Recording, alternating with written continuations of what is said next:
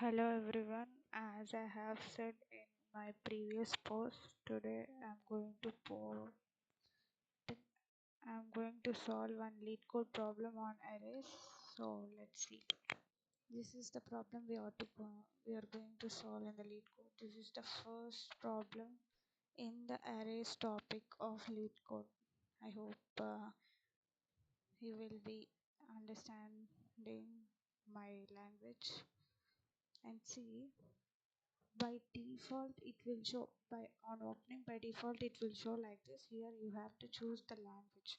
Since we are practicing the DSA in Python, I am choosing the Python. You can also choose Python 3, but see, Python 3 syntax is somewhat different just for classes, but the logic we are going to write is similar for both Python and Python 3, so you can execute this in both Python and Python 3. And these are the comment syntax for writing multi-line comments.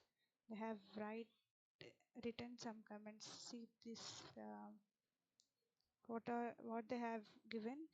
Nums. Nums is the list storing integers, and target is the an integer, and R type means return type. Return type is what? List of integers. Okay, they are given to. This is a reference type. You will be known about this in the concept of graphs and trees. For now, just observe the arguments. One is nums and the other is target. The nums is of list of integers and the target is an integer, and the return type of the function should be list of integers. We'll just first of all we will read the question. The question name is to sum.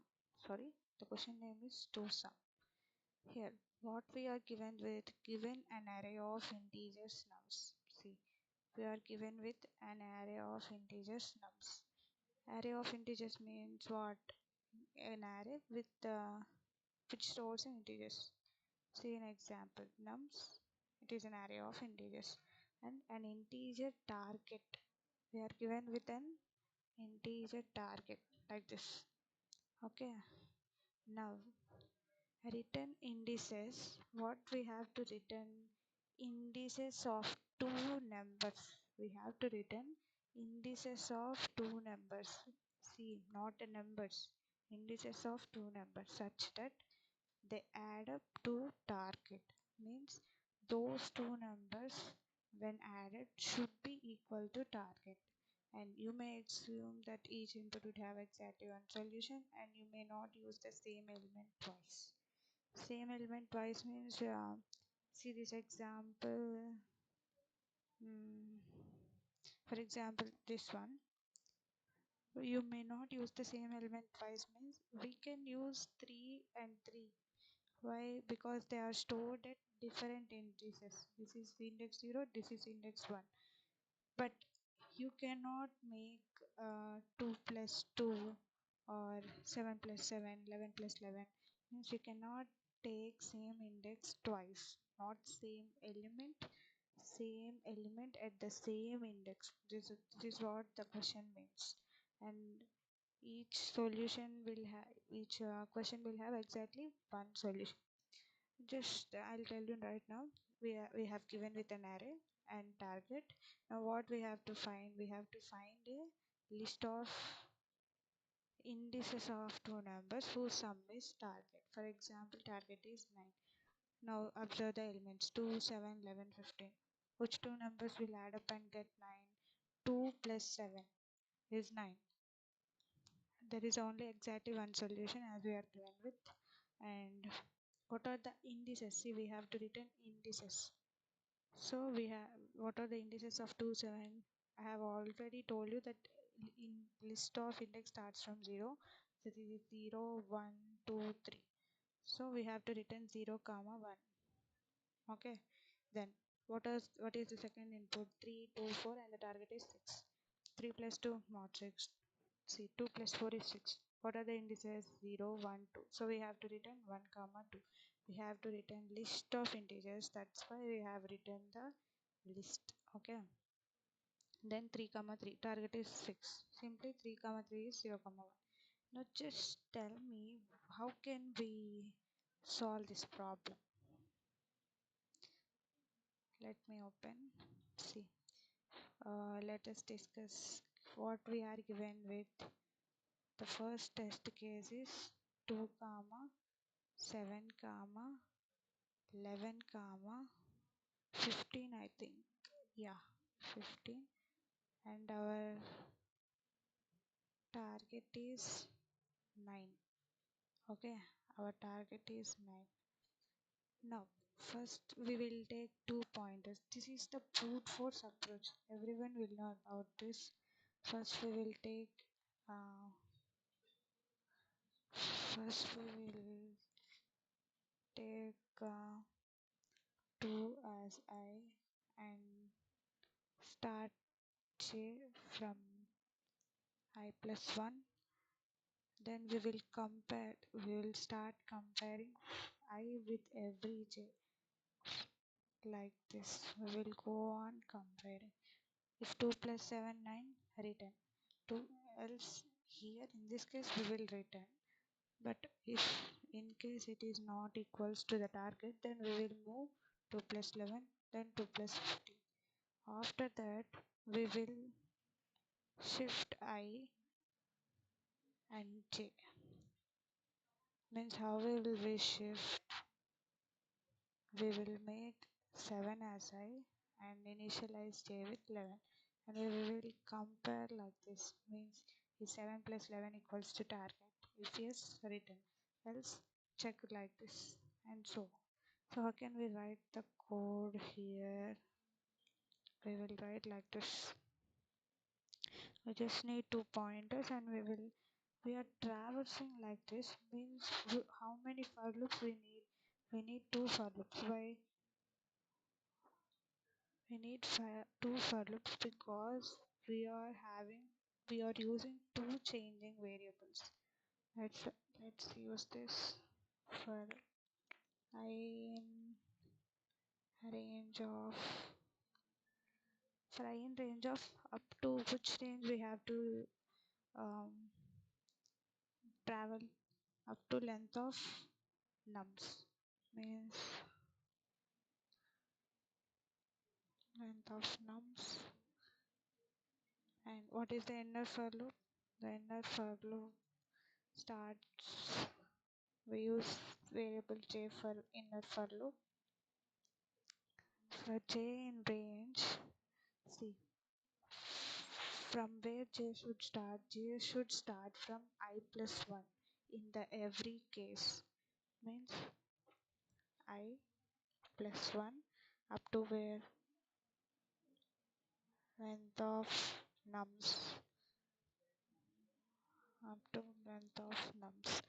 Now what we have to check? We have to check whether the I element at the index I and the element at the index j is equals to the target or not. So we will check. How we will check? Using if condition.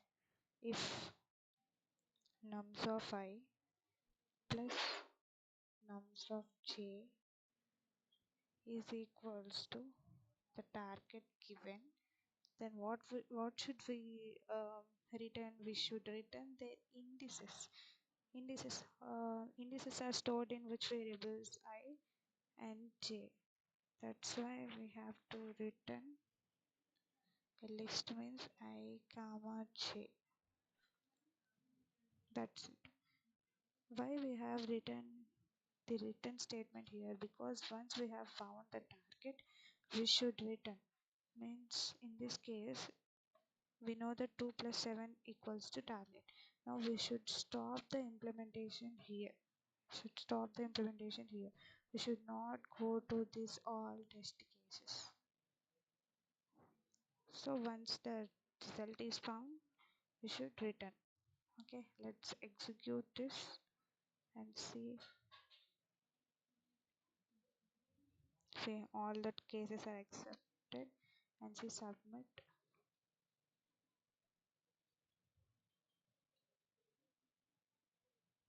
See, 63 test cases are passed out of 63.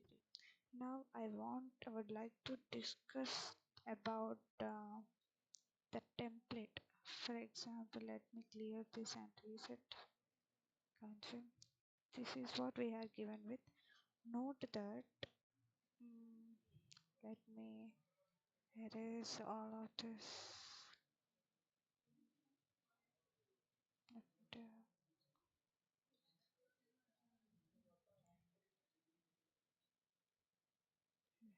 now see,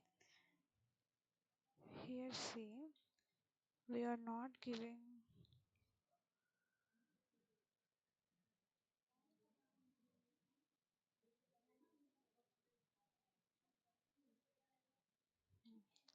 We are not up to today. We are handling the input and output as how. For input, we are using input function, and for output, we are using print function.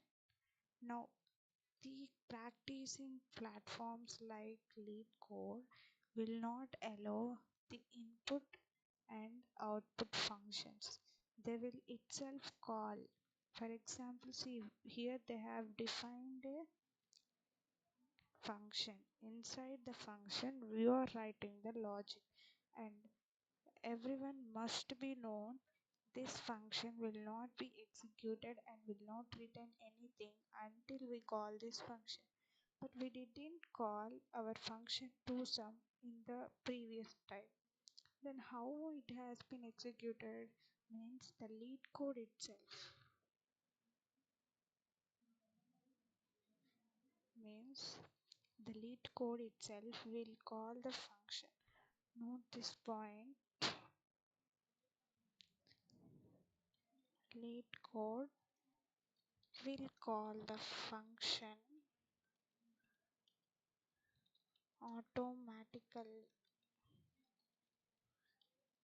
and note that we cannot.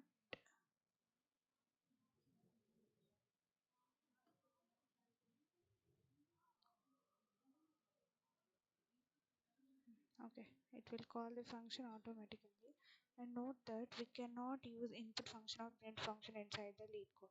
All the inputs or the requirements will be given as arguments, and all the outputs will be returned but not printed. That's why we have not used the input function for nums and target, and we have not printed the result. That means the indices of two numbers, but just returned them. And it will by default gives the input, makes the function calls, and after returning it will print the output too. Okay. Now for the previous code, let me open the previous code. Just see, this is the previous code we have written. For this we are using nested for loops, right? And for nested for loops, what is the time complexity? The time complexity is order of n square. Why order of n square? This for loop is executing for n times. N times means length of nums, means let's take length of nums as n, and this for loop is executing for n times, and this for loop is executing for n times. N into n is n square. Just by heart this, just remember the point.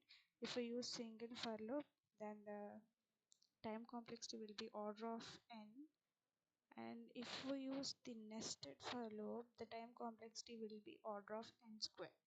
Maybe you will be in some doubt. For example, I have used a for loop here and written some code, and for loop here which is not nested and written some code.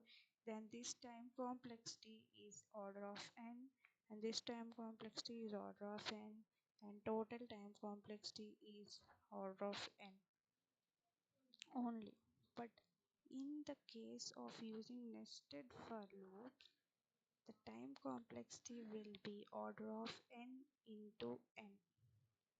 In this case, in this case, it will be n plus n.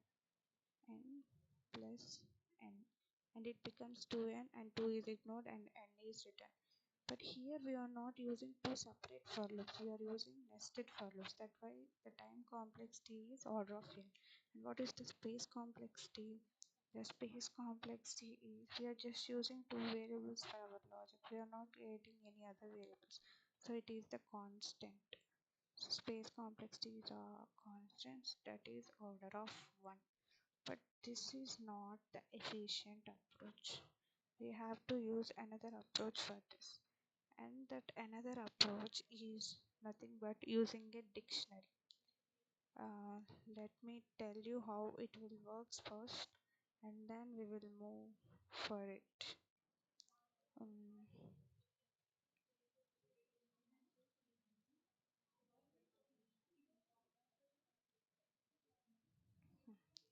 what is the test case we are given with 27115, right?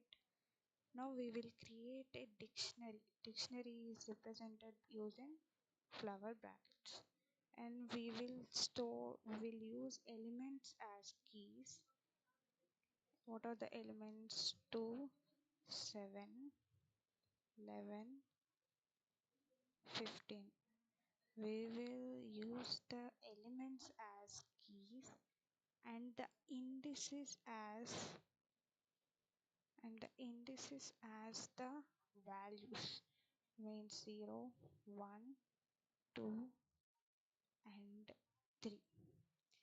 Here in a dictionary, let's dictionary syntax is this, and here we will have the key, colon, value, and more elements will be added using the comma. This is one element, this is one element, this is 3 and this is 4, and in every element we will have a key and a value. These are the given elements and these are the indices. From this, every time we will calculate the complement. For example, what is the 2's complement? 9 minus 2. Complement here means target minus the current number. It is the 2's complement, 9 minus 2, and that is equals to 7. Is 7 in dictionary? Yes. So written 0 and 1. If not, then move to second element. Complement, find complement for 7 also. Means what is the complement of 7? 9 minus 7, 2. Is 2 in dictionary? Then return, else move to next element. Find complement for 11. What is the complement? It will become negative, means 11 minus 9 minus 11 minus 4. Check whether it is in the dictionary, else stop it and find this complement also, and so on. Repeat the process. So for this, first I will write the code and then explain. We will just create an empty dictionary like this. Sorry, my bad. We will just create an empty dictionary like this. Then we will use only one for loop. And for why it is we are using this for loop? For accessing the list elements. For I in range length of nums. See, initially the dictionary is empty. We should update the dictionary, and every time by manually updating all elements, we will update one by one by checking its complement simultaneously. Let's see how I will use this. Just observe one thing here. See, now what I am doing, I am finding the complement. Complement is equals to I is the index. Complement means how target minus element, means target minus nums of I. Nums of I means here in this case I is 0, so of I will become 2, and check if complement in dictionary Then we will just simply return the index of complement and the current index. The current index is already there, that is I, and the complement index will be find like this. See, let me explain how to use dictionary.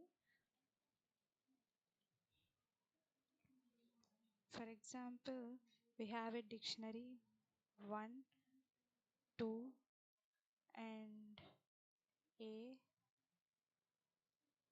Wait, A1. We can use any data type. We can write hello, world, 2.0 like that. Now, these are the keys, right? And these are the values, right? For this one, for this one. Now, how can I access these values? I will access the values by using, for example, this dictionary name is D. Then D of 1 will return the value of key 1. I hope you understand.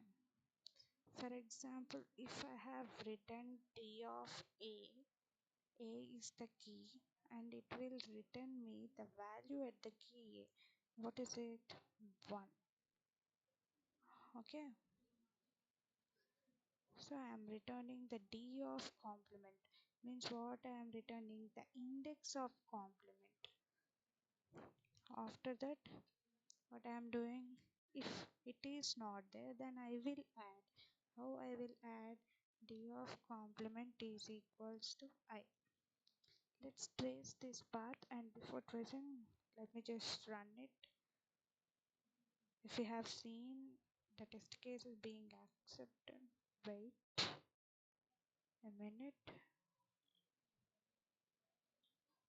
See, it is returning null. Okay. For this test case, it is returning, but for these two test cases, it is not returning. It is returning null. Means we have did wrong in somewhere in our code. Let me check it. For I in range of length of nums, that's the right one. Complement equals to target minus nums. If complement in the dictionary, and we will just return that. Else we will. Okay, let's trace the part and then we will discuss about the errors in the problem.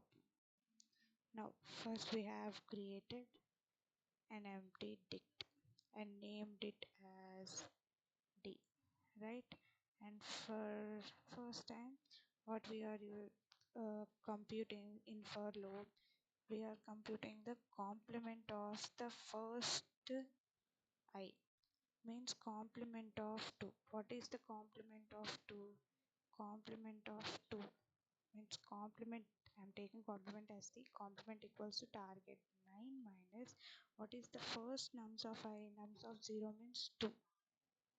7. Is 7 in dictionary? No. Why? Initially our dictionary is empty. So it will not execute. This for loop will not be executed. After for loop, what is the statement? D of complement equals to I. Means we are inserting it. We are inserting D of complement as I. Means D of complement. Now how it will be changed? It will be changed as complement is the key, right? Complement. And what is the value I? I means what here? What is I here? I is the index, first index 0. Yeah, this is the error we have written here. We should not store the complement, right? We should store the element as we have discussed just now. What we have to store? We have to store 2 and its element.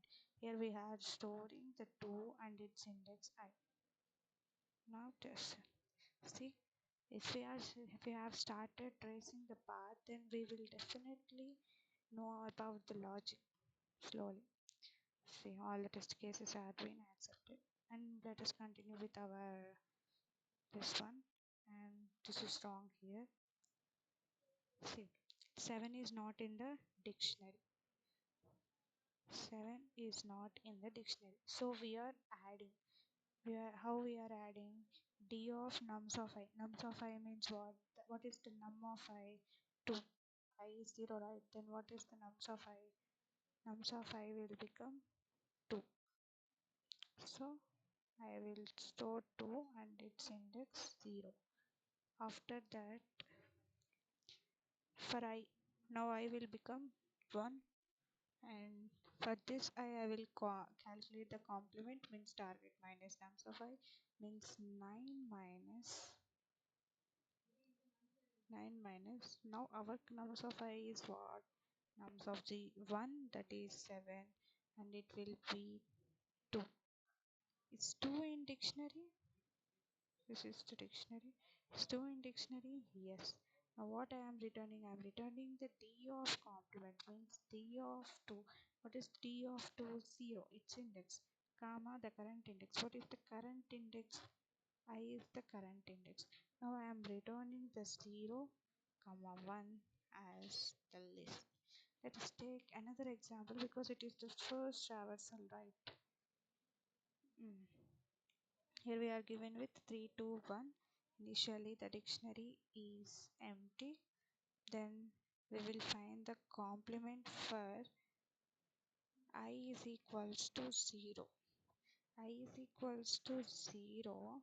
What is the number at 0? 3.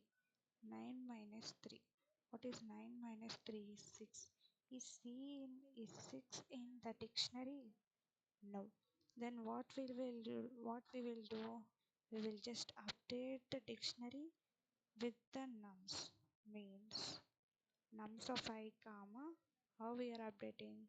D of nums of I equals to I. What is I? Current I? 0. What is nums of I? Nums of 0. 3. Now this is our current dictionary. Now we are moving to I equals to 1. For I equals to 1, find the complement. For I equals to 1, what is the number here? 2. And 9 minus 2 is 7. Is 7 in the dictionary? This is the current dictionary. No. So what we will do, we will update the dictionary with that element also. Means 3 with 0. And now what is the current element? 2 is the current element. 2, its index I as 1. And in the next time, I will becomes 2. Then what is complement? Target 9 minus 2. What is 2? Number stored at index 2, 4. And it is 9 minus 4. Sorry, it's not 9 in this case, it is 6. 6 minus 3. 3. Not in the dictionary. Then 6 minus 2. 4. Not in the dictionary. And 6 minus 4. 2 in the dictionary. So we are returning now D of complement, comma I. I means the current index 2, and D of complement means what? D of complement. Here complement is 2 and the D of complement means the value whose key is 2 and it is 1. And finished. I hope you understood this. All the test cases are also have been passed.